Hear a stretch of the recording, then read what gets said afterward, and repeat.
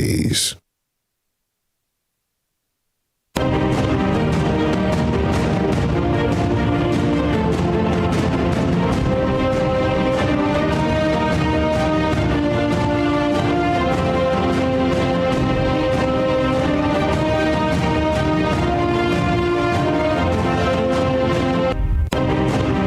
The top stories of the news.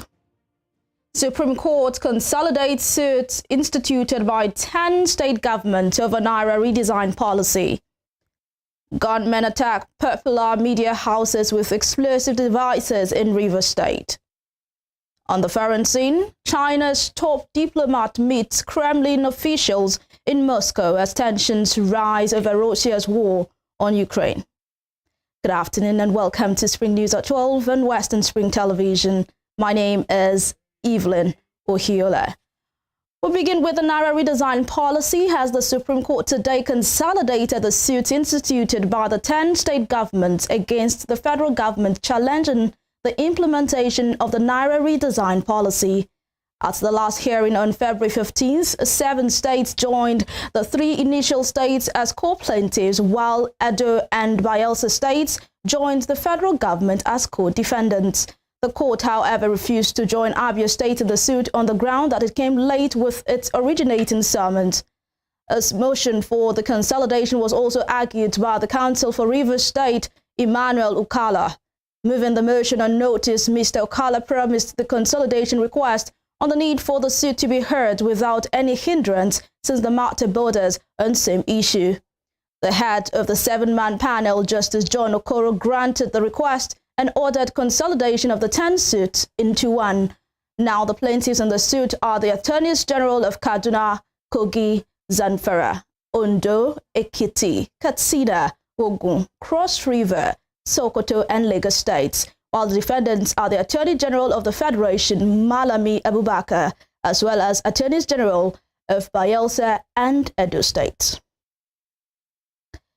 The Court of Appeal sitting in Abuja has sacked the Akwa Ibom State People's Democratic Party governorship candidate Michael Enoyong, who was recently confirmed by a court order issued by Federal High Court.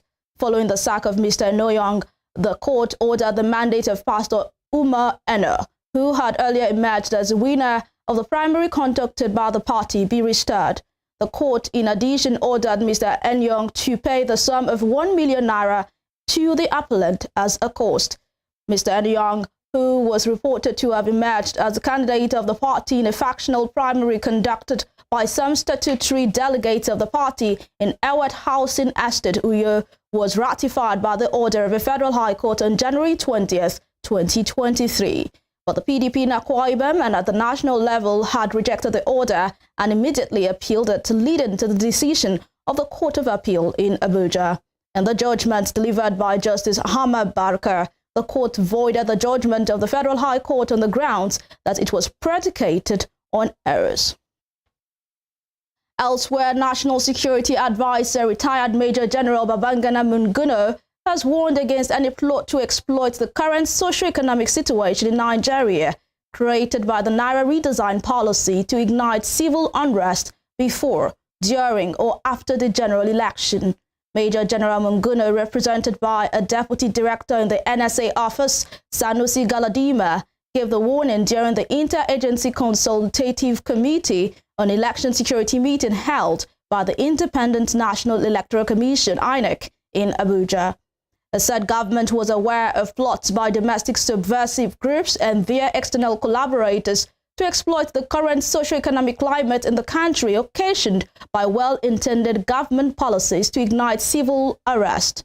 He assured Nigerians of his undeterred determination to coordinate the effort of all security and intelligence agencies for the successful conduct of the 2023 general election. Government is very much aware of plots by domestic subversive groups and their external collaborators to exploit the current socio-economic climate in the country, occasioned by well-intended government policies to ignite civil unrest before, during, and after the elections. To this end, and keeping in with Mr. President's commitment to ensure a peaceful transition of political power to a democratically elected next president, through free, fair, and credible elections.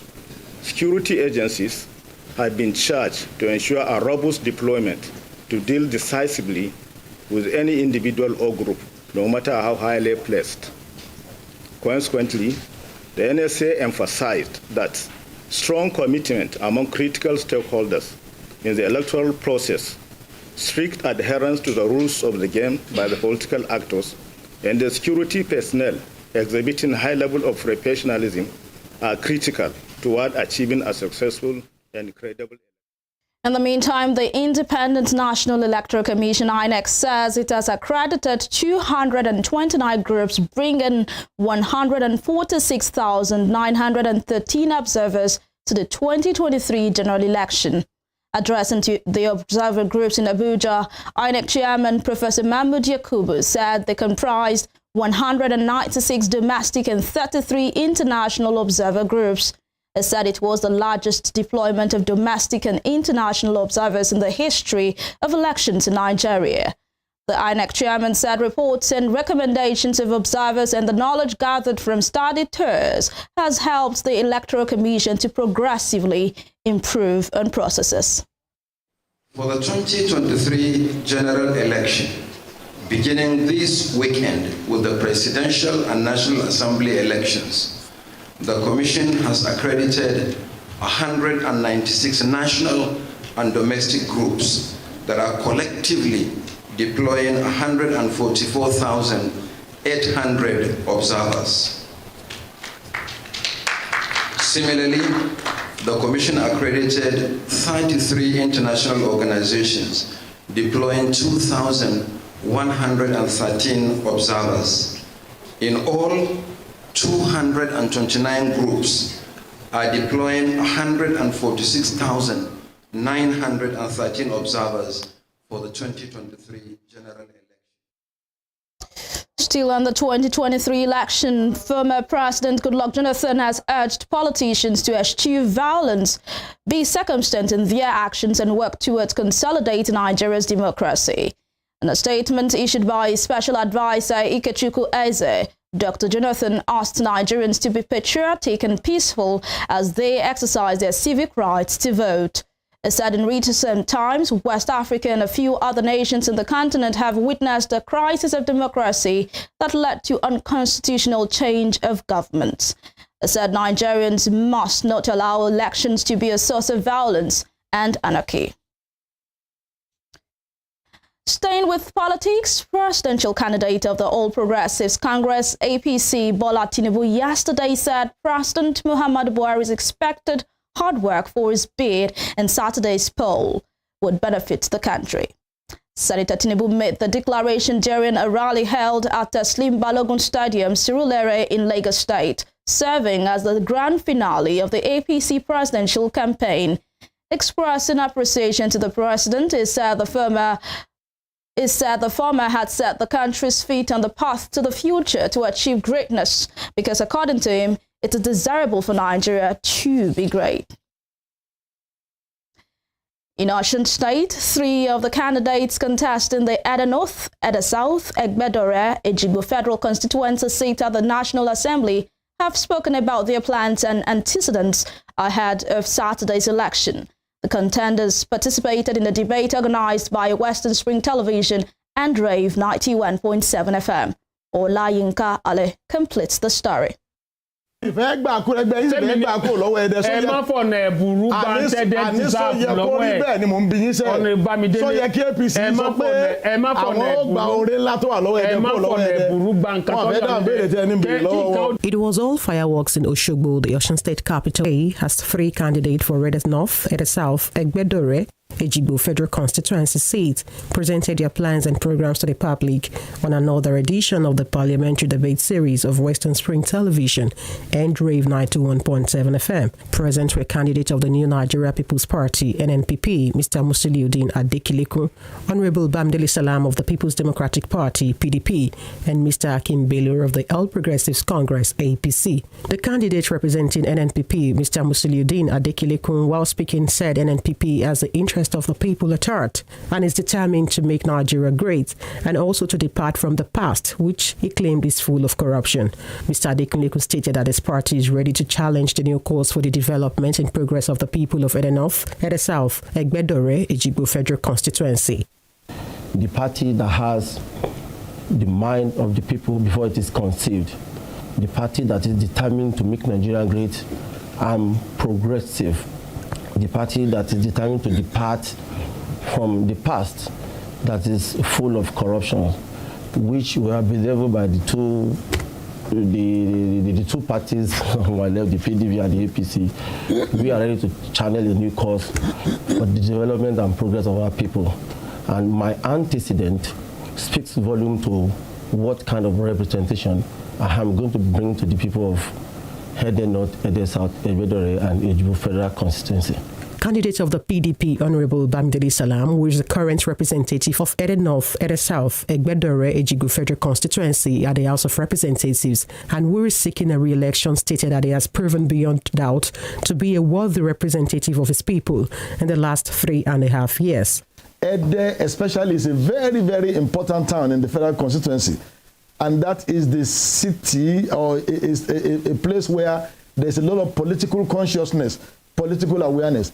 And in the wisdom of the leadership of the community and the political party, they decided to support me the first time, and have decided again to support me for the second time, because I have justified the confidence that they reposed in me in 2019 when I was running for this office. So, and I'm so glad, I'm so grateful that I have that opportunity, I have that, leverage to be the first person that will be running by the grace of God for a second term in office as a member of the House of Representatives, to justify the confidence of the people once again. The candidate for the APC, Mr. Akim Bedo, stated that he has decided to contest because he saw some lapses, especially in the area of electricity, which he intends to find a lasting solution to. Mr. Bello also urged on the bad road networks in the constituency, which he will also work on when elected. I discovered a lot of lapses in our federal constituencies, that if one is opportune to get there, one will be able to improve on some things. One of those things that we have that are easily troubling our zone is the issue of electricity for residential and industrial area. You cannot do it alone, and your own effort might not be the one to make sure that it's 100%. But when you have opportunity, contribute your own in terms of that. Meanwhile, the House of Representatives election comes up on the 25th of February 2023, same day with the presidential election. Olayinka Ali, Western Spring Television News. President Muhammadu Buhari has convened a National Security Council meeting at the State House. The meeting, which has all security chiefs in attendance, comes barely 2 days before the general election and is expected to review the current security situation in Nigeria. Before the meeting, the president presided over the launch of security equipment donated by the Coalition Against COVID-19 at the council chambers. You're still watching Spring News at 12 on Western Spring Television. We will be right back after this break.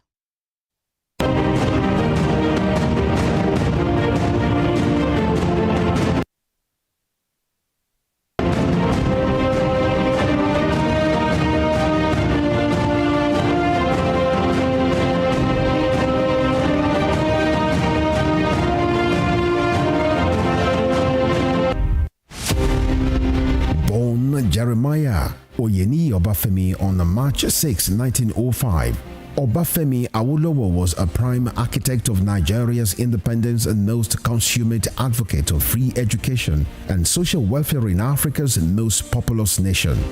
Erudite politician, thinker and philosopher, Awo was fondly addressed by associates and political colleagues, brought his unique attributes to bear on governance in the defunct Western region. He administered as leader of government business and the premier between 1955 and 1958. Obafemi Awolowo's premiership witnessed pioneering in multi-sectoral policy initiatives and execution.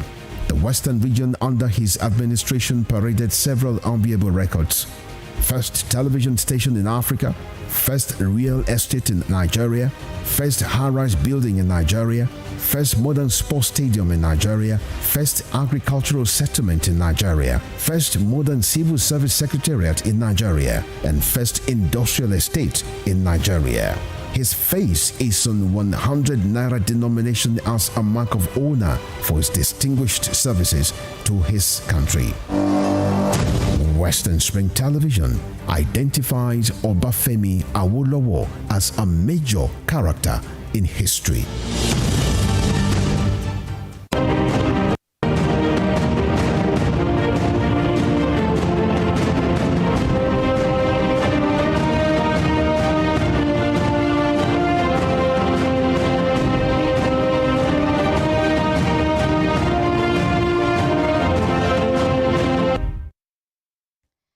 Welcome back. Moving on, gunmen have attacked the popular radio station Wish FM 99.5 and the Atlantic Television Network in Ozuoba in the Obio Akwa local government area of Rivers State with explosive devices suspected to be dynamite, as well as sporadic gunshots.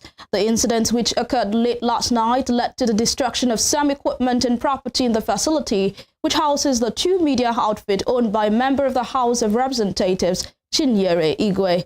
Mr. Igwe is also an ardent supporter of the presidential candidate of the People's Democratic Party, Atiku Abubakar. The lawmaker confirmed the incident, adding that no life was lost. The Nigeria Police Command says it has commenced a full-scale investigation into the alleged extrajudicial killings, corruption and high-handedness leveled against some police officers serving at the Zone 13 Command, Ukwa Dugnu Kofia, under the Anambra State Command. This was revealed by the Force Public Relations Officer Olumiwa Adejobi on his official Twitter handle. It stated that the investigator has moved to the scene for on-site assessment while revealing that the particular officers accused of the alleged heinous crimes were never arrested nor detained. In Osun State, the police command has banned policemen attached to governors, ministers, and other government functionaries from escorting their principals to polling units in the 2023 elections. This is contained in a statement by the spokesperson for the command, SP Yemisi Okpalola. The statement said any officer found to have flouted the directive will be subjected to disciplinary actions. SP Okpalola also announced a ban on the use of siren, revolving lights, and tinted car windows by unauthorized citizens during the election period. The police warned other security outfits or organizations that are not constitutionally empowered to participate in the election duty to stare off the electoral process.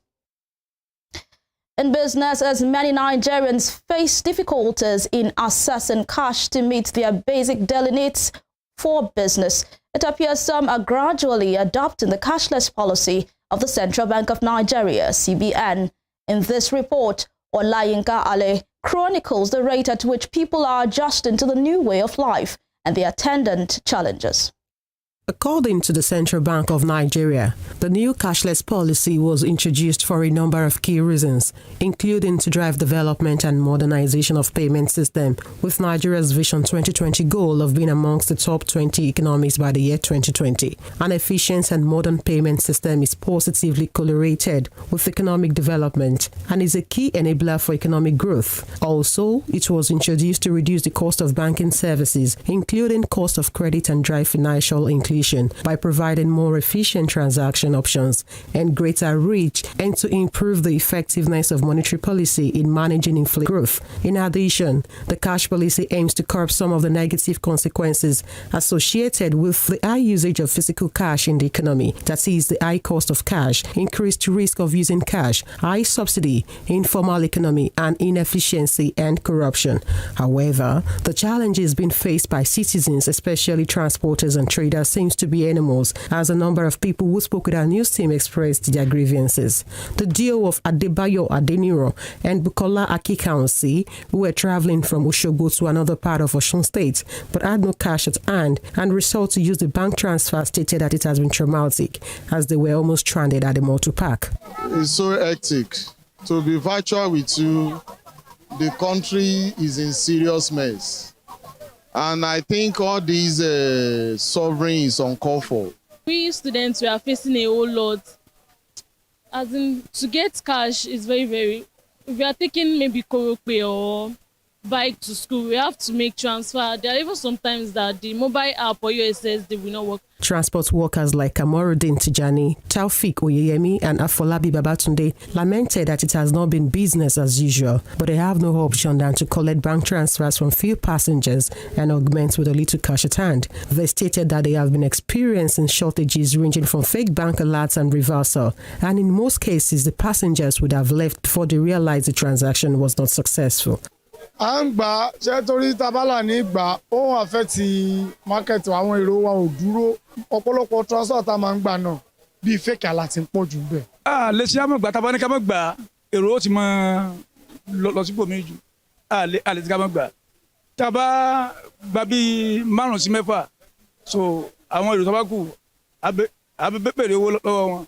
They affect us very well because this old money affect us in any way. There is no passenger again. So that is our problem.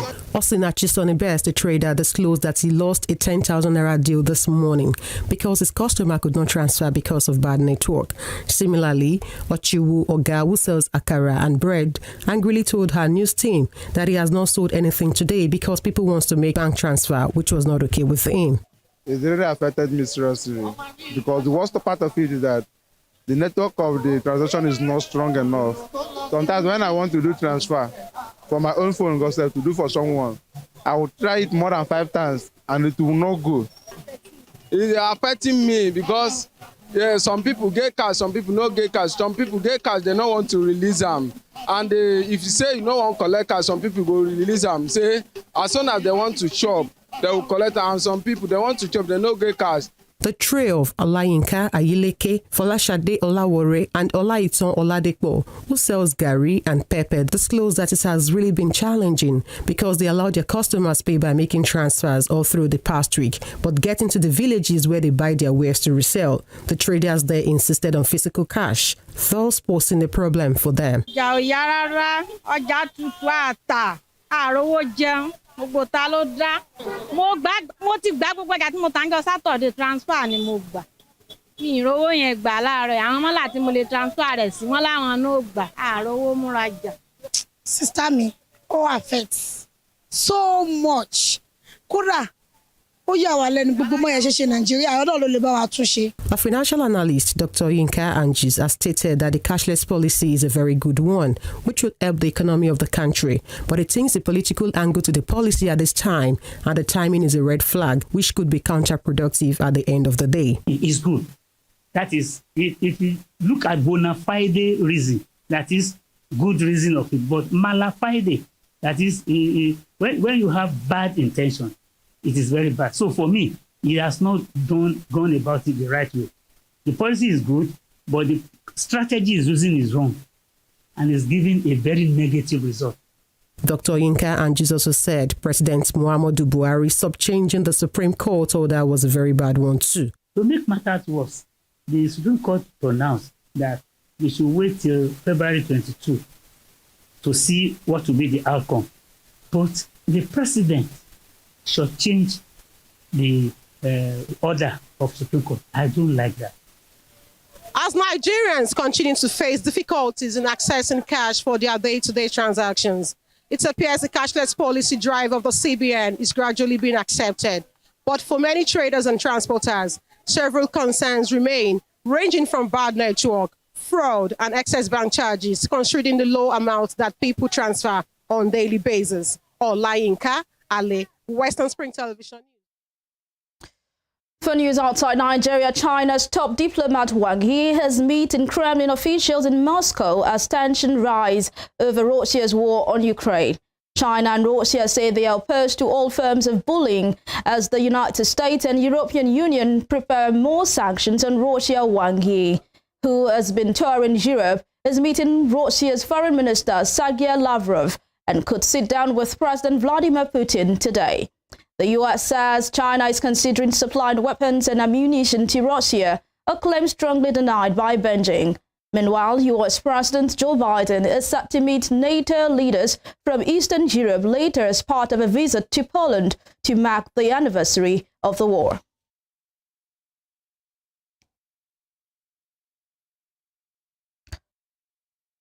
In sports, Liverpool manager Jurgen Klopp has conceded it looks almost certain that his side faced crashing out of the Champions League to Real Madrid, despite Carlo Ancelotti claiming the tie was not over. The Reds were condemned to a 5-2 loss against the current holders in the last 16 first leg at Anfield last night. The second leg takes place at the Santiago Bernabeu on the 15th of March, and Liverpool need to win by 4 clear goals. It was pretty much, besides the 2 goals we conceded, that the best we played for probably in the whole season. So I like that a lot. The 2 goals, we have to defend better. Okay, the second goal we cannot defend better. That's a slapstick, but equalized pretty much our second goal, what we scored. The second goal we have to, the first goal we concede, we have to defend better. There are enough players around, nobody puts a foot in, stuff like this. It's very tight, and it's just a world-class moment. Meanwhile, Victor Osimhen scored his 20th goal of the season as Napoli beat 10-man entry at Frankfurt in the first leg of their Champions League's last 16 tie. Osimhen struck in the first half when it turned in every Lozano superb pass. It got worse for Frankfurt midway through the second half as Randall Kolo Muani was sent off for a bad challenge. Giovanni Di Lorenzo then added a second, placing into the far corner. Before we end the news, here is a recap of our top stories. The Supreme Court today consolidated the suit instituted by the 10 state governments against the federal government challenging the implementation of the Naira redesign policy.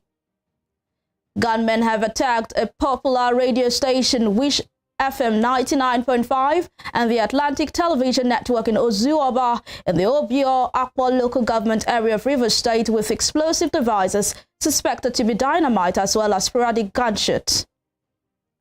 On the foreign scene, China's top diplomat Wang Yi is meeting Kremlin officials in Moscow as tensions rise over Russia's war on Ukraine. Remember to follow us on our social media handles on Facebook, Instagram, and Twitter at Western Spring Television. That ends Spring News at 12. I am Evelyn Ohiola.